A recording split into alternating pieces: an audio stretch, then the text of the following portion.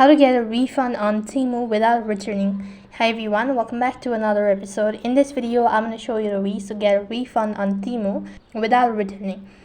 So basically, to get this sort of interface or to get this sort of feature, then you have to follow the steps. First of all, when you go to your profile icon and go to the U, and here you can go ahead and tap on your orders.